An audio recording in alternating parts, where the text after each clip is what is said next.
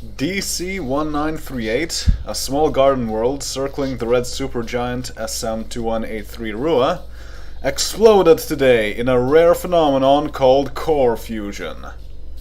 The planet's uranium core collapsed in on itself, igniting a thermonuclear explosion large enough to rupture the planet into several pieces. The shockwave and loss of atmosphere has reportedly killed more than 5 billion native inhabitants. There is one known survivor, an infant rocketed from the planet in an FTL escape pod, picked up by the human cruiser MSV Kent. The inhabitants of the planet, previously unknown to the galaxy, were a spacefaring race who used crystalline matrices for their computing needs.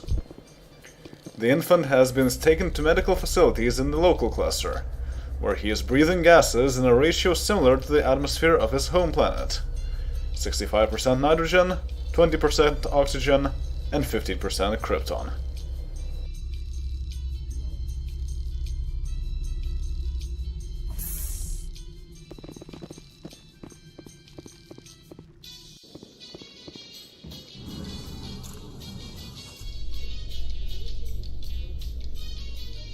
GBC News correspondent Robin Lasky was released today after court proceedings in the Krogan Republic of Gurst. After a 2-hour trial and 40 minutes of deliberation, Ruzad Drow Swords deemed that Lasky's reporting was no threat to the state. Lasky, who attended the trial intubated with oxygen following a jailhouse assault, was in tears as her parents and producer hugged her and wheeled her out. The Ruzad's decision was reportedly influenced by a 180,000 credit review fee that GBC News paid to compensate the Ruzad for his time, a fee that was apparently unpaid by the prosecution.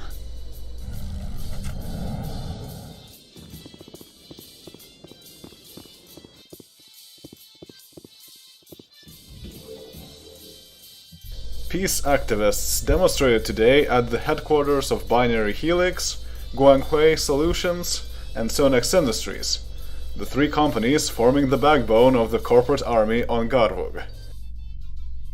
Demanding that the corporations lift their siege of the planetary capital Dazil, the protesters burned corporate logos in effigy and called for a galactic boycott of all 3 companies' products.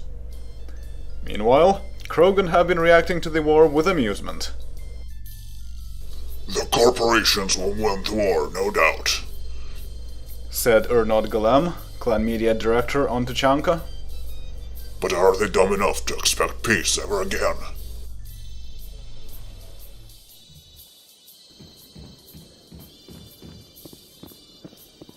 Earth's 2185 baseball season opened today, with a face-off between the Detroit Tigers and the Vladivostok Bears.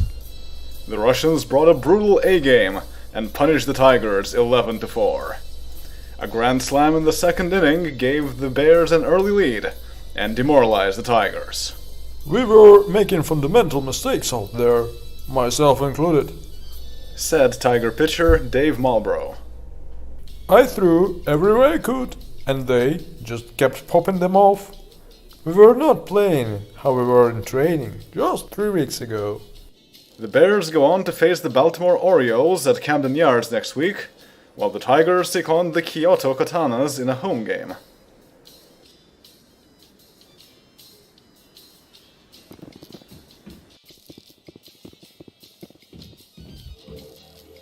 Corporate forces on Garvug have won a major victory tonight. Sonex infantry units surrounded the clan Halot ancestral fortress and pounded it with rocket-propelled grenades, singularity projectors, and mass accelerator fire. In a bloody invasion that yielded 12 casualties, troops stormed the doors and took the fortress, destroying Krogan resistance and replacing the clan flag with the Sonex Industries logo. There is no word yet if clan head Halot Rund was inside the building during the attack.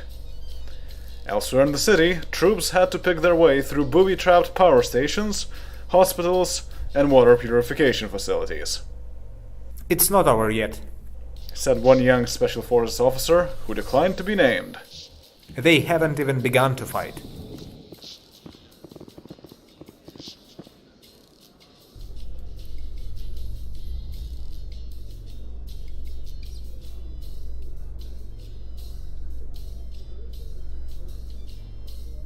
Volus comedienne Sura Non sparked the entertainment feud of the week when her comments about the war on Garvug caught the ire of Cerberus Daily opinionator Max Bauer.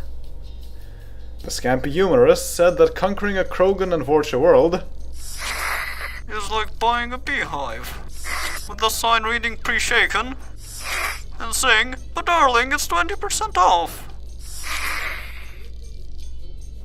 Power slammed her, saying the Krogan on Garvug have been victims since the planet's inception, and mocking their pain is tasteless. Non shot back. If Power doesn't understand that I was mocking the corporate monkeys who made the decision to invade, I suggest he start stretching and get a flashlight so he can try to find where his head is lodged. Supporters of Non have taken up the fight, mailing Power over 1,500 flashlights to date.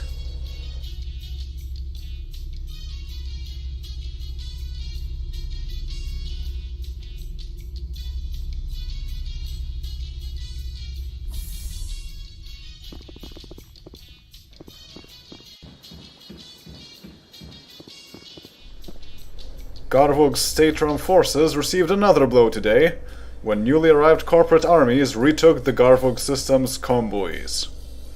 After a tense 2-hour battle, the state's finest retreated to FTL in order to avoid total destruction. Through the convoys, the corporatists can direct communication to other planets that may wish to send reinforcements. Asked if they will censor the media, who have been relying on FTL ships using the mass relay to escape the system, Sonak's Supreme Commander Lyra Spite said, "Anything that gives away vital battlespace information or appears to be a coded transmission will be stopped. Aside from that, we believe in working hand in hand with the media to publicize what we anticipate to be a swift and relatively painless victory."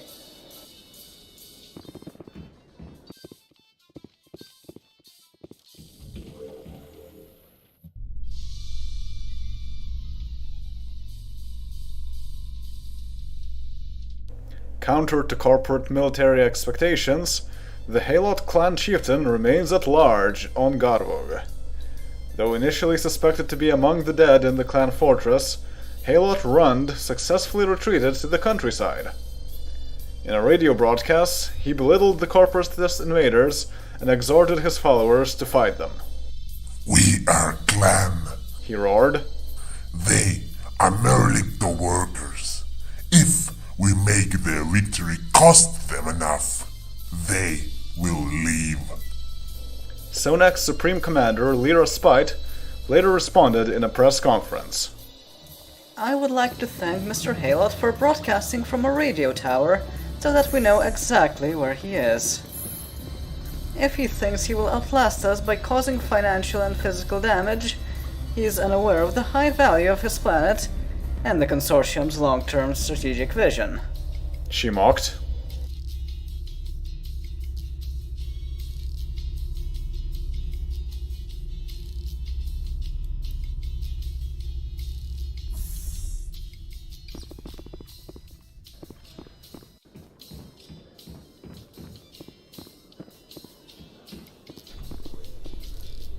Conflicting stories tonight out of Garvug, where corporate and state forces clashed over a radio tower. State army units claim a victory, saying Halot Rund led an ambush that destroyed 2 armored personnel carriers and shot down a Mantis gunship. Video exists only of the gunship, which is clearly in flames and being urinated on by Krogan forces. The corporate consortium battling for Garvug say no planes were shot down, and that their bombs killed over 100 Krogan and Vorcha infantry near the CXN radio tower. This remains unconfirmed. At press time, the tower is known to be in corporate hands, and Halot Rund remains at large.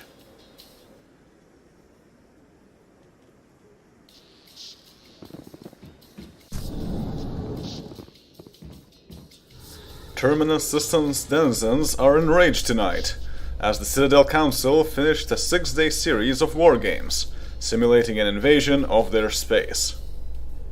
Officially, the exercises were defensive in nature, but 6 Turian and 3 Asari dreadnoughts rehearsed positioning and bombardment.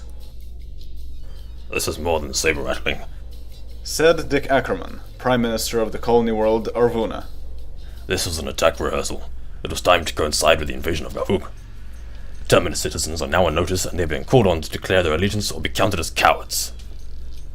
Council Press Secretary Irana Tinos reassured the systems that these exercises are the duty of any military, and that this event was planned months before the incident on Garvug.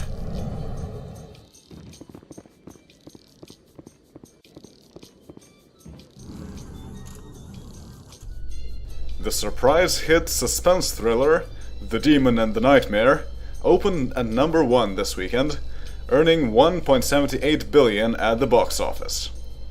The mostly true story of a pair of thresher maws that nearly wiped out a Solarian colony on the planet Dagnas uses an old-school, never-show-the-monster approach that is a huge hit with fans. Slipping to second place is the girl power vampire buddy comedy Bloody Mary, which raked in just 955 million credits. In third, the Krogan war comedy Rug Humpers, whose rude humor isn't translating well to Sid-Space audiences. Grossing just under 430 million over the last 3 weeks, the widely panned film is barely in the black.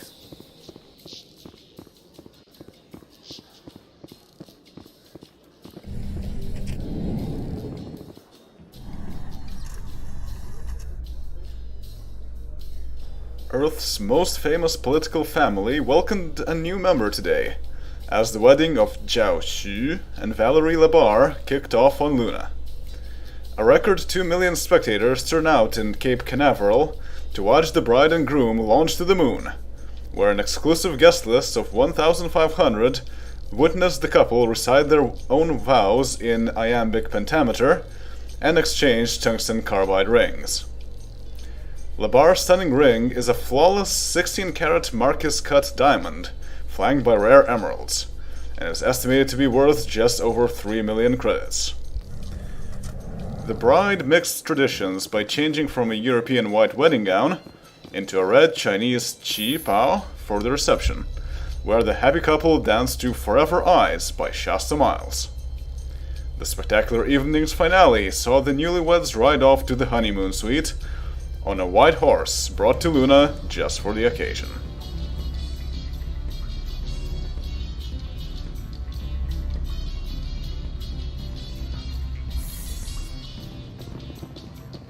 Thessia's prestigious Erana University is under fire tonight after suspending 17 students for holding a human history-themed costume party. The students say no ill will was intended, but university officials believe otherwise. The Office of the President released a statement, saying, "Video of the incident puts the lie to the claim that this was not a racist affair." With all of the human historical figures to draw from, these students chose to dress up as Adolf Hitler, Elizabeth Bathory, Caligula, and Pol Pot. They ate a cake shaped like a suicide bomber. Human students were neither invited nor welcomed at this party, mocking their species. More than 100 students did not show up to class this morning to protest the suspension, while others are planning an Asari history-themed party in retaliation. Corporate forces hunt for clan chieftain Halot Rund on the planet Garvug enters a new phase tonight. Experts in fugitive recovery are arriving from notorious places like Omega to hunt down the former head of state. Drones and surge aircraft are scouring the hills near Dazil, and Binary Helix has imported 2 units of Varen handlers in attempts to literally catch the clan chief's scent. The phones of soldiers, reporters, and civilians alike are being confiscated, so that if Halot makes a call, his cellular frequency can be easily picked out to triangulate his location. When he reaches out to touch someone, we are going to touch back, promises Lieutenant Cherie Spindleminer. I don't think anyone wants to be within crater radius of him right now.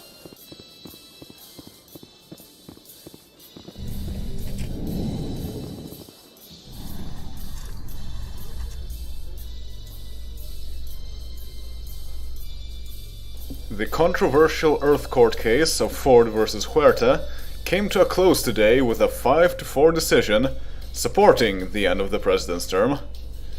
Chief Justice Ling announced, "This is not the first time human beings have technically died, only to be brought back with proper medical attention.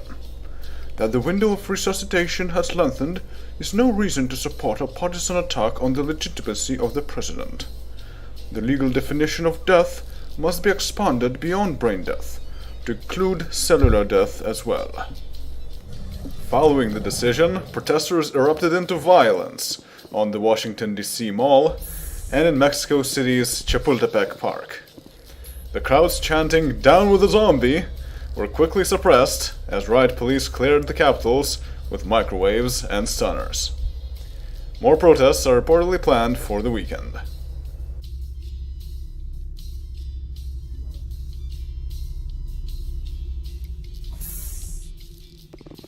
Late-night comedians are weighing in on Ford vs. Huerta, the court case that has enough cyborgs, presidents, and controversy to be a Hollywood blockbuster in its own right.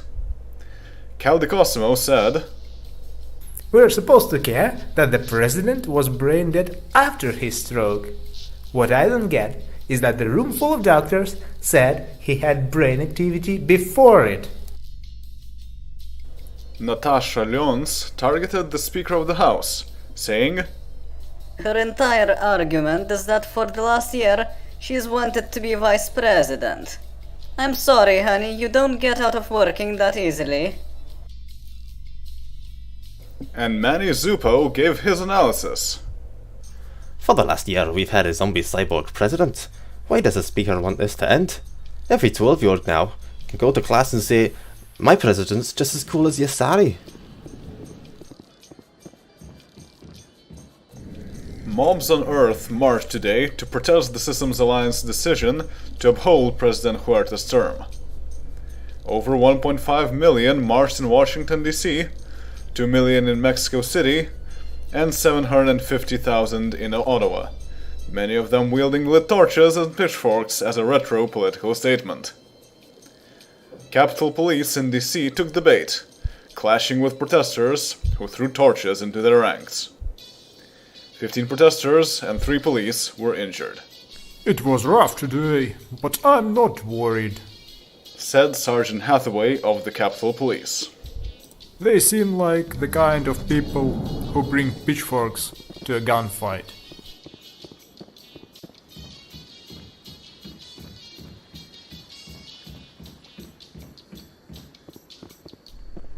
The Systems Alliance decision on Ford vs. Huerta has sparked dozens more protests today, all over Earth's United North American states. Incensed by the violence of the previous day, group sizes have doubled in major North American cities. Reaching 4 million in Mexico City and spreading sister protests to Los Angeles, Toronto, and New York, the demonstrations were largely violence-free. The notable exception was Washington, D.C., where mobs' sheer numbers overwhelmed riot police. A video of citizens chasing police down Constitution Avenue has garnered over 900 million hits in the first 12 hours on the extranet site uploadednews.com.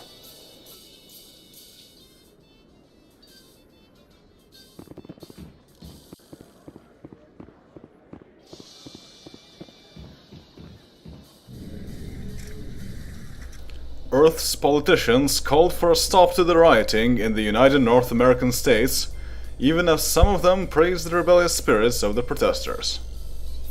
Speaker of the House, Lisa Ford, toured the morning talk show circuit to make it clear that although she rejects the Systems Alliance decision, there seems little choice but to abide by it. The people marching in the streets in my name are welcome to do so, she says. But we must categorically reject the violence that the Systems Alliance oppressors use. Now that her day in court has come and gone, Ford admitted that there seemed to be no other options.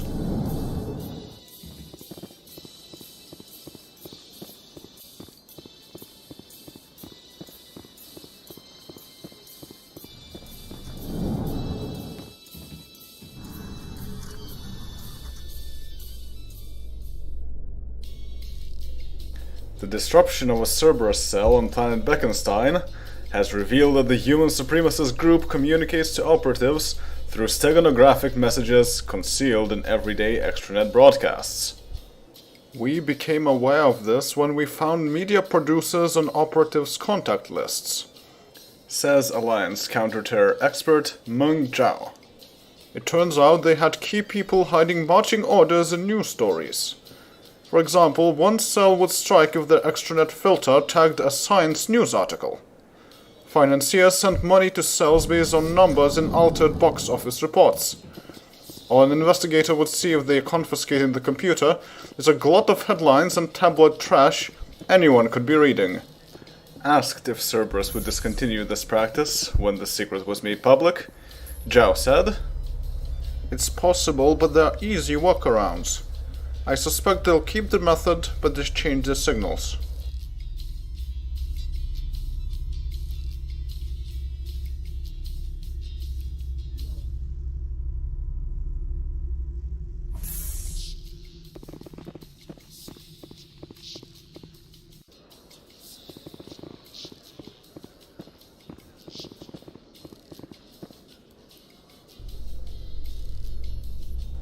Corporate forces on the planet Garvug believe they killed opposition leader Halot Rund in a so-called decapitating strike. Special ops soldiers made a positive ID on his convoy and followed it to a ranch house in the hills north of the city of Ikrit. They then painted the house with a laser designator that helped a Raptor drone shoot a rapid-fire mass accelerator directly into the living room.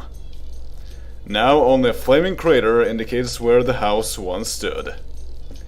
DNA samples from the wreckage have been sent back to Binary Helix Laboratories in the city of Junrag, where they will be analyzed and compared to the information on Halot's Medicard.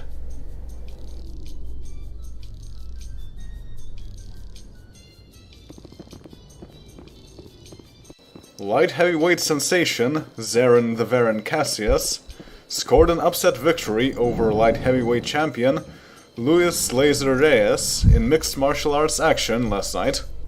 Fight night at Earth's Pontiac Silverdome was delayed by hooligans in the stands, as human and Turian fans threw drinks and chairs at one another, and over 30 people were ejected. The 5-round match only lasted 2, with Luis receiving cuts over both eyes early in the first round that may have hampered his vision. Allowed to continue, a desperate clinch by Reyes brought the match to the ground, where both fighters slipped in the blood, and Cassius brought things to an end with a triangle choke. Cassius is the second Turian to win the light heavyweight title, and his victory puts non-humans as title holders for all 9 weight classes.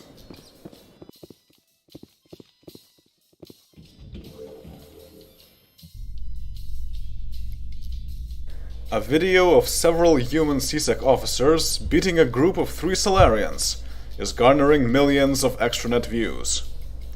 2 CSEC officers stopped a Solarian on the Citadel for driving erratically and found 2 more Solarians in the trunk of the air car.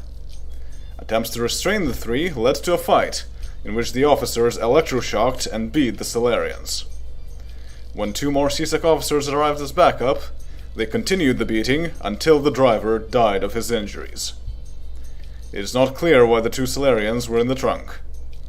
Although both had criminal records, their only offense at the time was violating restraining harness laws.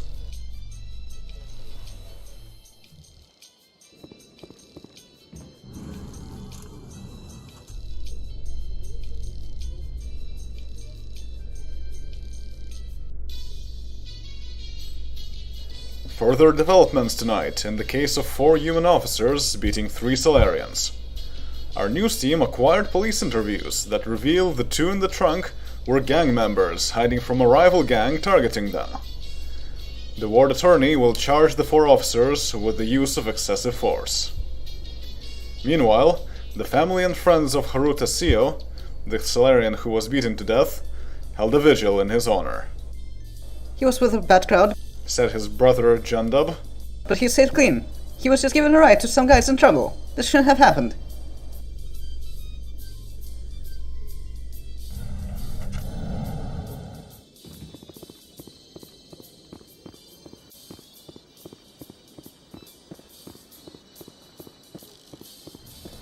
Halot Rund, leader of the former state-run army of Garvug, released a video today mocking the corporate forces trying to capture him. I'll save you some time. He said, That DNA you are analyzing was some other hump. the video is half an hour long and exhorts the scattered state forces to engage the corporatists in a guerrilla war. They moved into our house. He said, Now it's time for them to pay the rent. Sonax Industries' Supreme Commander, Lyra Spite, responded. Halot Rund is a head of state. He should learn that picking up a rifle doesn't make you a soldier, and talking into a video camera, even less so.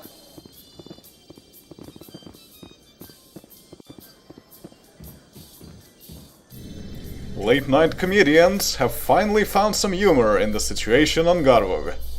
Suranon quipped, Corp experts are saying Halot Run will be hiding where nobody's around for kilometers. So they're searching theaters showing Taze Patterson. Next up, Unart Dizeli, who says, Halot Rund is well hidden.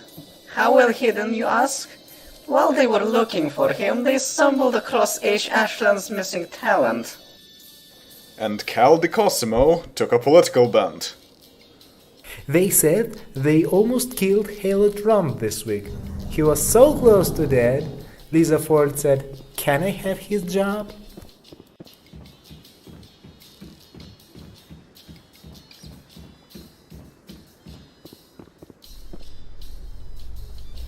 Principal photography wrapped today on Nakaya Corridor, the troubled space epic from Morgan Biercer that has officially reached the benchmark of the most expensive simulstim ever made. Champagne flowed freely on the set for 1 hour, before technicians moved to strike the equipment and actors reported to the audio room for overdubbing work. Biercer predicts a long post-production process. We've got over 3,000 effects shots to simulstim, but I am confident that they'll come out with the quality a picture like this deserves. Asked if more setbacks could sink the project now, he responded, Any delay now would have to be due to an act of God. And if he does that to me, I'll kick his holy ass.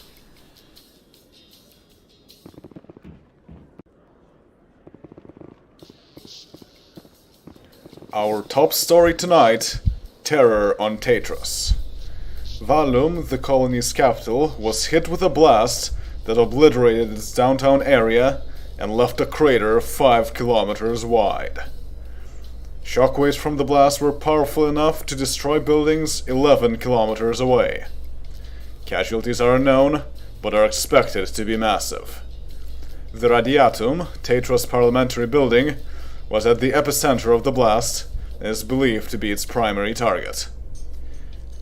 No registered armed ships were in orbit or in the sky above Valum, leading authorities to believe the blast was caused by a ship used as a weapon of tremendous force, aimed at the Radiatum and accelerated to near FTL speed. 14 separatist groups are claiming responsibility at this time.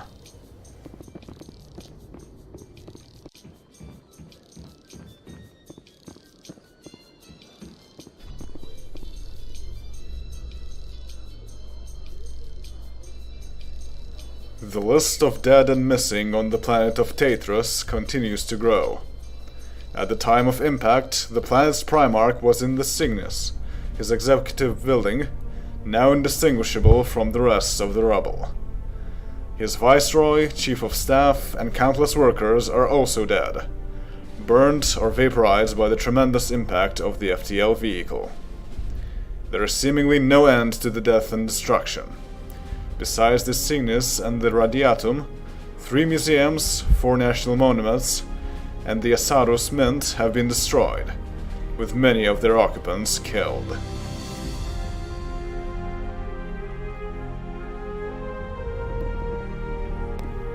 General Timus Aurelos toured the wreckage site of the Valum blast today, giving the claw salute and attempting to lift the spirits of the rescue workers within the so-called collapse line. All Turian space is praying for the people of Tatros tonight, for the lives that were lost, for the families that mourn, and for the workers who toil here," he declared. "I assure you that the cowards who did this will have no safe harbor anywhere in the galaxy. They will be found, they will be killed, and their twisted labors will come to nothing. They have not crushed the people, they have united one far larger than they ever dreamed."